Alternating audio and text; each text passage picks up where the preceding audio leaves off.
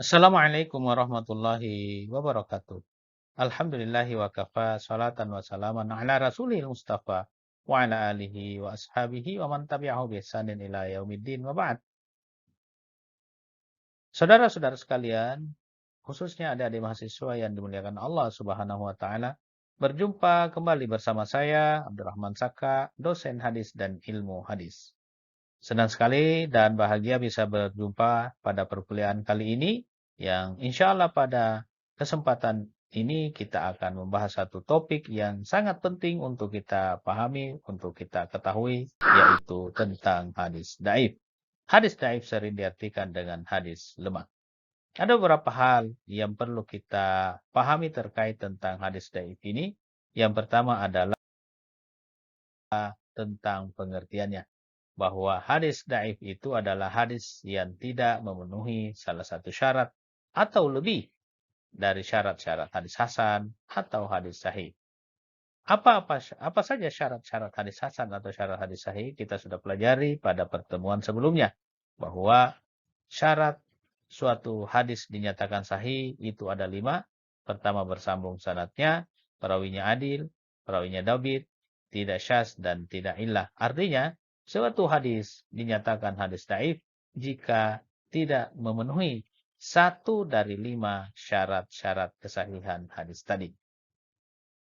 Nah, yang berikutnya kita akan lihat dulu secara singkat bahwa ternyata hadis daif itu adalah merupakan hadis yang mardud ya, atau hadis yang tertolak, yang sesungguhnya merupakan pembagian hadis ahad ditinjau dari aspek kualitasnya atau ditinjau dari aspek kuat dan lemahnya hadis tersebut ya. Jadi hadis daif adalah merupakan pembagian hadis ahad dari aspek kualitas. Nah, hadis ahad ya, hadis daif itu memiliki disebabkan oleh 2 sebab utama ya. Yang pertama disebabkan oleh terputusnya mata rantai sanad akibat adanya perawi yang dijatuhkan atau digugurkan. Yang kedua itu karena sebab kecacatan pada diri seorang perawi, baik pada aspek adalahnya maupun pada aspek kedabitannya. Jadi suatu hadis itu daif atau lemah disebabkan oleh 2 sebab utama. Yang pertama karena disebabkan oleh terputusnya mata rantai sanad akibat adanya perawi yang digugurkan atau dijatuhkan. Yang kedua, karena kecacatan pada diri seorang perawi. Nah, mari kita lihat contohnya. Contoh hadis daif karena terputus sanadnya, ada hadis dari yang diriwayatkan oleh Abu Daud an Mu'az bin Zuhra annahu balagahu anna Nabiy sallallahu alaihi wasallam kana idza aftara qala Allahumma laka sumtu wa ala rizqika aftartu. Iya. Oleh ulama hadis ini dianggap hadis daif karena sebab kedaifannya adalah terputus mata rantainya. Nah, apa sebabnya kita bisa melihat pada skema ini. Ya, nah, bandingkan skema sanad atau syajaratul isnad keduanya ya. Yang pertama di situ adalah riwayat Abu Dawud yang berasal dari Mu'az bin Zuhra dari Nabi Shallallahu Alaihi Wasallam. Nah, skema sanad yang kedua yang warna biru itu yang seharusnya demikian, bahwa ternyata Mu'az bin Zuhra itu adalah seorang tabi'in yang kemudian eh, meriwayatkan hadis langsung kepada Nabi Shallallahu Alaihi Wasallam. Tentu jika ada seorang tabi'in yang meriwayatkan hadis dari Nabi, maka dipastikan bahwa hadis itu terputus. Kenapa terputus? Karena dia menggugurkan seorang perawi yang seharusnya ada di dalam periwayatan itu, yaitu dari perawi sahabat.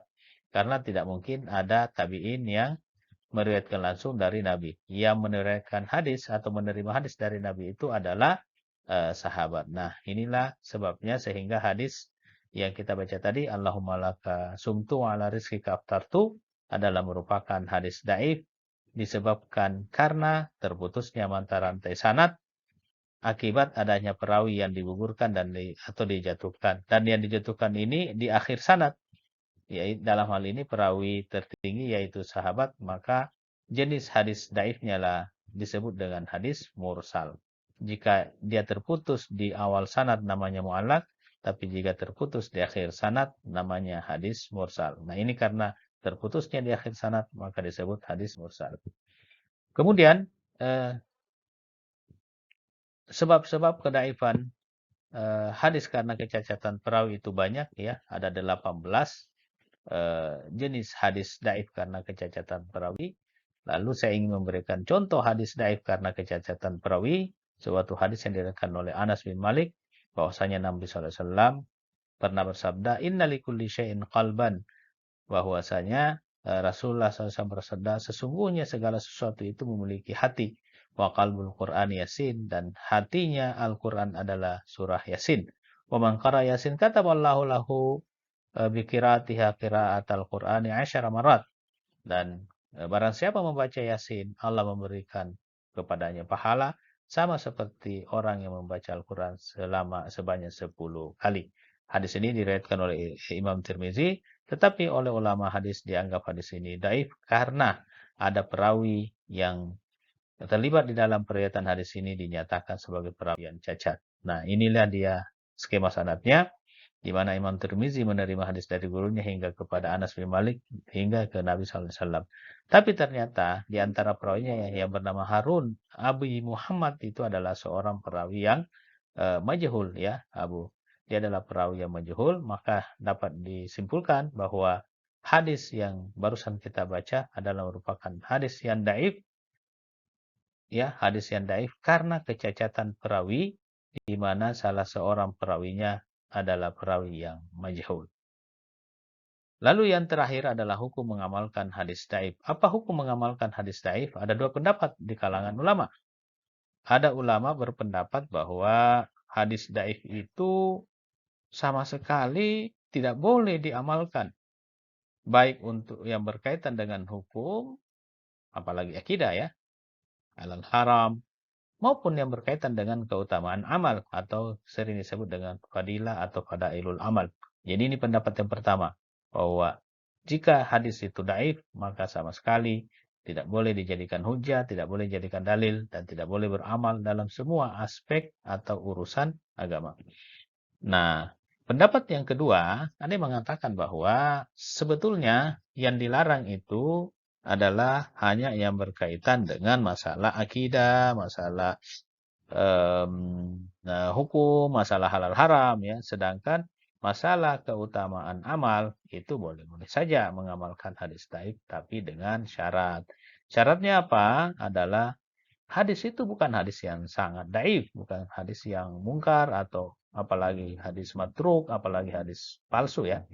Yang kedua, mempunyai dasar pokok yang ditetapkan dalam Al-Quran dan dalam hadis yang sahih. Dan yang ketiga, tidak bertentangan dengan dalil yang lebih kuat. Nah, ini tiga syaratnya. Jika terpenuhi, ya boleh-boleh saja katanya mengamalkan hadis daif itu dalam masalah keutamaan amal. Ya, inilah dua pendapat ulama terkait tentang hukum mengamalkan hadis daif.